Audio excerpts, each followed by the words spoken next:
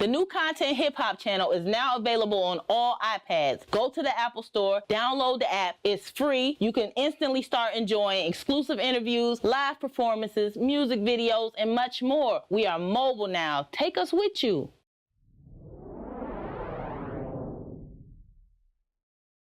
I've been working too damn hard to be broken, underappreciated. My girl telling me settle, see, eventually we'll make it. My hopes and dreams don't raise the interest like my credit card. So when the balance do, I pray to God I beat the odds to pay it.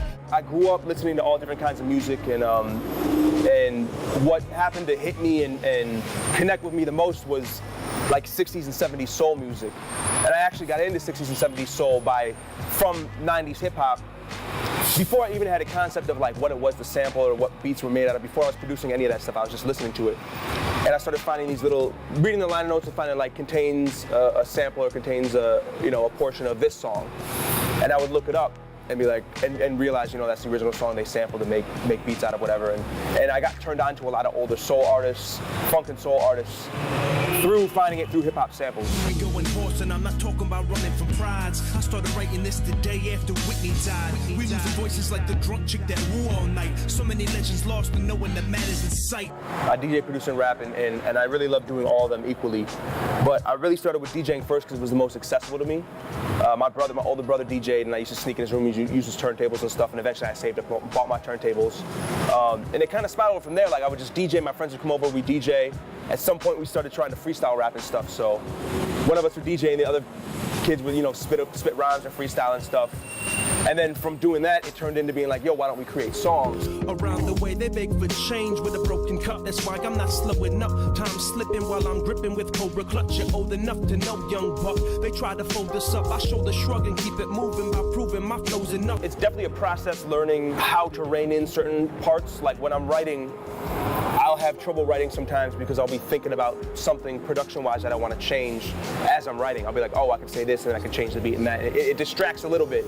But I think overall it's a blessing because I can go into writing a song with the idea in my head, production-wise, of what it's going to sound like, or the idea of how DJs could cut up the record, and I could do things production-wise to make it more friendly to DJs and things like that. Yo, brown like the color that my skin has been laced with. These crews be confused, trying to use the dues that I pay. Ish, the noose for the few, trying to get the juice, but can't hang with the brown. Must be mixed up so like Bishop off the roof, bitch. You won't be fly for long, cause we shatter your career when the brown bag's in the building, son, the gravity is here. While they ramble in your ear about how they damaging this here, I leave the snakes to rattle, I shake their babbling, Tvitty is here. While they ramble. So what I'm drawn to in records is emotion in general, whether it's anger or sadness or happiness, whatever kind of emotion. I just want you to be able to hear it and feel something. I think as far as me being adopted, I think I was blessed because it definitely allowed me a life that I would have never had I not been. The most influence my adoption had on my music was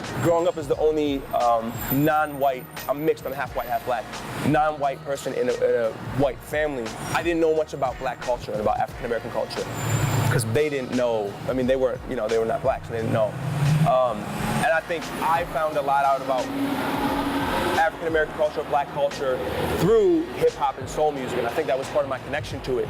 Was I felt like hip hop was introducing me to something that I was a part of that I wasn't aware of before. And same with soul, like old 70s and soul music. I think I had such a strong connection because the stuff that I love is so culturally black, and I feel like it was something that I didn't have a connection to before I found soul music and hip hop music, and I think that's the biggest influence that I gained through music out of being adopted. I remember being back in Wisconsin, checking the back of the wax, like these are the cats that really made the ish. Fast forward to 04 when I'm out the door, made my pilgrimage, feeling sick about to start my first shift. Shout out to Monster for hooking it up, or Moray joking that she can't hire me cause my kick game's out. Shout out to Eclipse for telling me my music sucked. It made me work harder, he's a big part of why it's stuck. When I first came out to New York from Wisconsin, I had a completely different kind of ear and mindset. Fat Beats really kind of being around the people that work there and the kind of ideology that goes into that place, and they're very pure, like hip-hop purists at that place, at the store they work. And just being in that environment and having some of the dudes with the most strict mindset, like that's not hip-hop, you can't do that, really kind of aggressively saying this is the lane of hip hop, this is what acceptable. It sounds negative kind of how I'm saying it, but overall I think it's a positive thing because it kind of made me hold things to a higher standard. Like it really made me do my research and my history about where the culture came from, who was important to the culture, who improved and helped the culture evolve, and what is, not that anything should not be accepted in hip hop, but what was positive for the culture. It really made me step my game up as far as my artistry, my production, my rhymes and everything, because I saw a standard that I hadn't yet been trying to reach because I didn't realize it was there, basically. I think it was like the single-handedly best thing that happened to me in my music career.